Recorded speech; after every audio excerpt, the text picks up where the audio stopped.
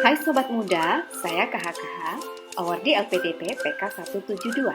Pada seri kali ini, saya ingin mengajak Anda untuk memilih hutan lindung. Nah, kita berangkat pada pagi hari dan menempuh perjalanan kurang lebih 1 hingga 1,5 jam menggunakan sepeda motor. Kali ini kita sedang menelisik daerah perbukitan, hutan, dan ini waduk ya Pak ya? Ya, ini namanya Gunung Jai. Gunung Jai.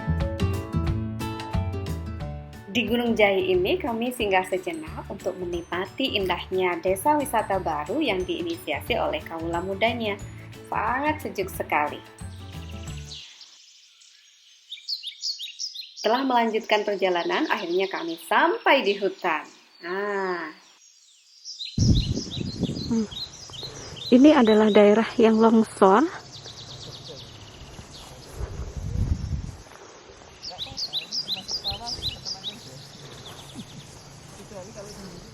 Halo Pak Indri, selamat siang.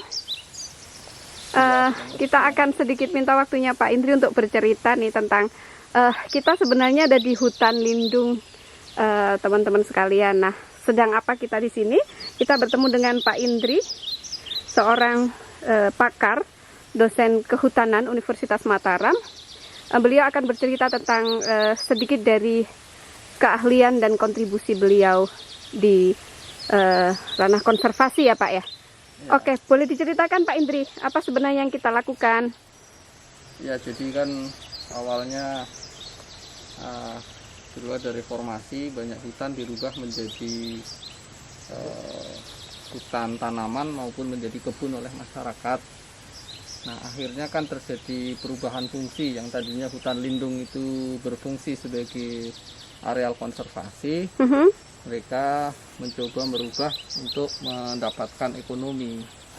Tapi permasalahannya adalah ketika berjalan sekitar 10 tahun terjadi permasalahan, ada semacam longsor di tanah-tanah yang dikerjakan. Nah, kemudian juga terjadi konflik antara monyet dengan manusia.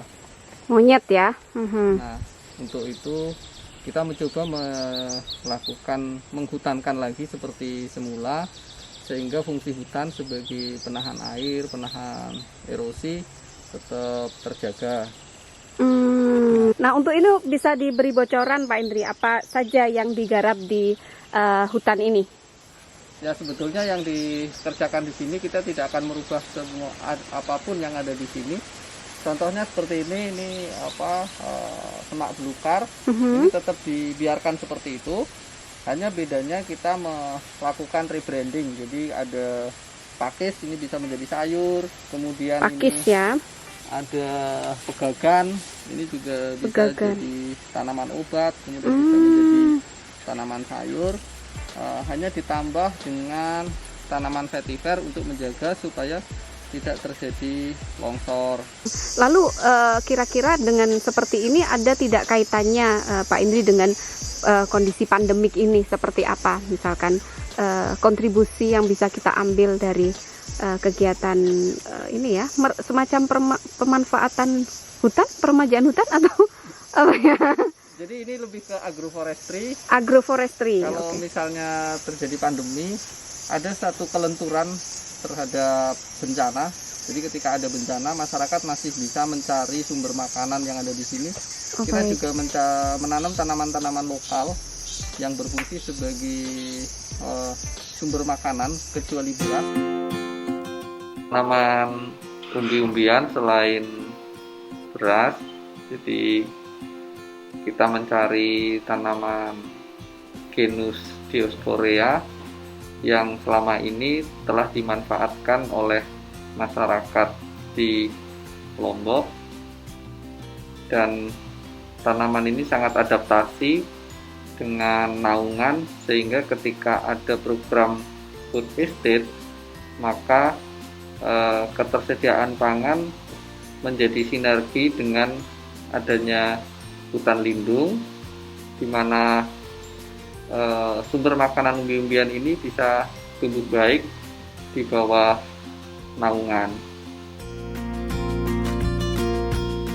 Nah, Juga dengan tanaman umbi-umbian ini juga berperan ibu-ibu mengembangkan ketahanan pangan, dan juga adanya COVID menjadi salah satu alternatif mata pencaharian baru dan juga kesiapsiagaan apabila terjadi kelangkaan pangan.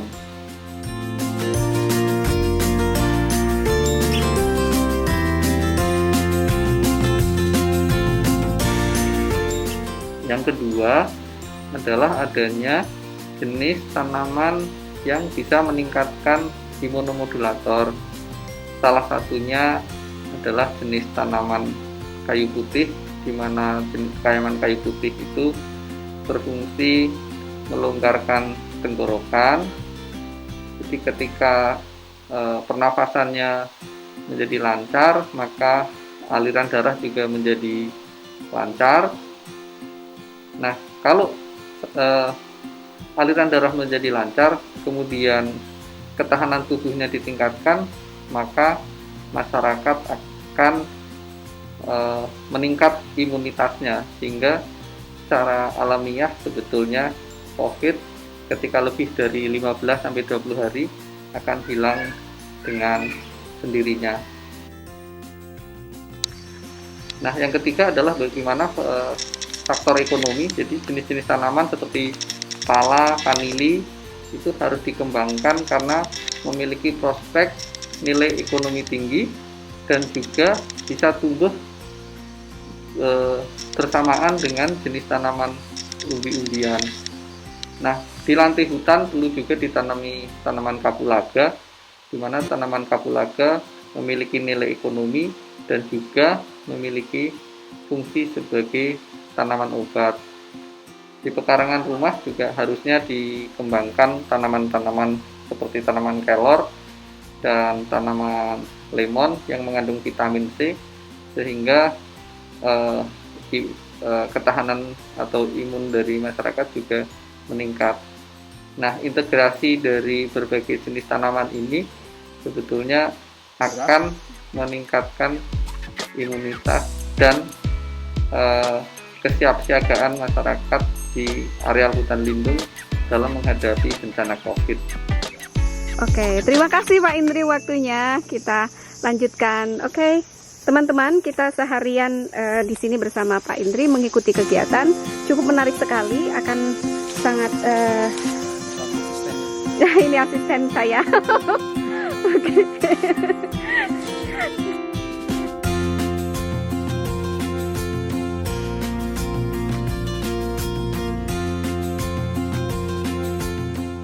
Wah, rupanya sudah mulai sore dan saatnya kita pulang dengan hati yang riang. Sampai jumpa di episode selanjutnya. Sobat muda, ternyata kegiatan menilik hutan seru juga ya. Bisa menikmati udara segar sekaligus menanam untuk masa depan. Dari hutan kita tumbuhkan masa depan. Saya KH Adanu Jagadita mengucapkan terima kasih dan undur diri.